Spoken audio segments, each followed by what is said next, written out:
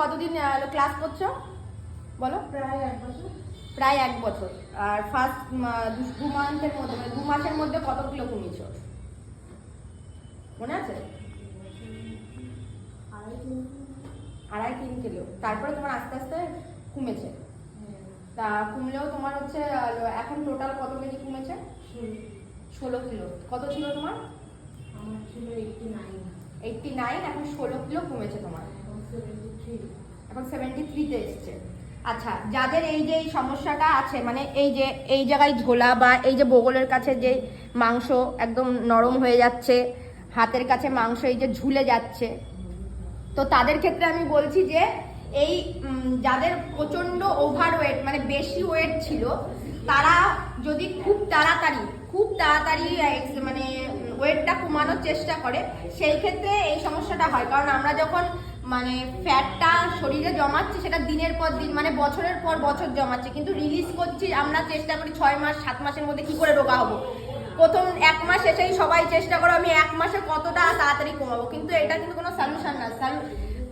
প্রবলেমটা তখনই হয় যাদের অনেক ওয়েট, তখন হুট করে কমালে এই সমস্যাটা দেখা যায় যে হাতের নিচে এই যে মাংসটা যেটা জমে গেছে, এই জায়গায় যে মাংসটা জমে গেছে, সেম পায়ের ক্ষেত্রেও হয়। পায়ের এই জায়গায় মাংস মানে হয়ে গুটিয়ে এরকম মাংসের দলা মতন হয়ে যায়, কারণ ওই যে চামড়াটা স্প্রেড করেছে, যে চামড়াটার ভিতরে ফ্যাট ছিল, তো ফ্যাটটা রিলিজ হয়ে গেছে, তো ওখানে ওই চামড়াগুলো স্প্রেড করেছে। যেমন আমাদের প্রেগনেন্সির পরে যখন বেবি হওয়ার পরে পেটটা কেমন হয়ে যায়, যে চামড়াগুলো এক জায়গায় এসে ঝুলে যায়, তো এই প্রবলেমগুলো সামথিং লাইক দ্যাট, সেরকমই সমস্যা। দেখলে হয়তো তোমরা বুঝতেই পারবে যে এই জায়গায় একটা কতটা মানে এই যে আমার হাত যতটা ততটা এই যে একটা মাংসর দলা মতন জমে গেছে।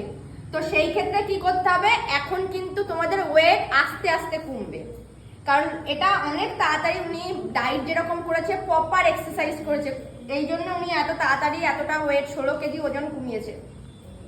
এবার কাজটা হচ্ছে যে আমাদেরকে কি করতে হবে, বেশি করে ওয়েট তুলে হাতের এক্সারসাইজ যেগুলো হয়, পায়ের এক্সারসাইজগুলো একটু বেশি ওয়েট তুলে তুলে করতে হবে। এটা কমতে আরও 6-7 মাস সময় লাগবে, কারণ অত তাড়াতাড়ি কমবে না। স্কিনটা পুরো ঢিলা হয়ে গেছে, তার জন্য এই জিনিসটা হয়। কারণ আমরা কোনো সেলিব্রিটি না যারা গিয়ে মানে ওয়েট লুজ করে অপারেশন করে কেটে মাংসগুলো কেটে ফেলে দিলাম, খুলে দিলে একদম স্লিম অ্যান্ড ট্রিম হয়ে গেলাম, তো আমরা কেউ সেলিব্রিটি না। তো আমাদের আস্তে আস্তে জিনিসটা বিল্ড আপ করতে হবে, আস্তে আস্তে ওয়েট বেশি নিয়ে আমাদের এই জিনিসগুলো আস্তে আস্তে কমাতে হবে। তোমার আগে থেকে ওয়েট নিয়ে কাছে একটুখানি আগে থেকে ওয়েট নিয়ে একটুখানি কমেছে? হ্যাঁ, অনেকটা কমিয়েছে। তো এইটাই হচ্ছে, আমি যেমন ওনাকে বলেছি যে আগে থেকে একটু ওয়েটটা বেশি নেবে। ওয়েট যেটা আমরা হাতে ক্যারি করি, সেই ক্যারি করার যে ওয়েটটা আমরা বেশি করে নিতে বলছি, নিয়ে এক্সারসাইজ হ্যান্ড এক্সারসাইজগুলো সেইভাবে করতে বলেছি।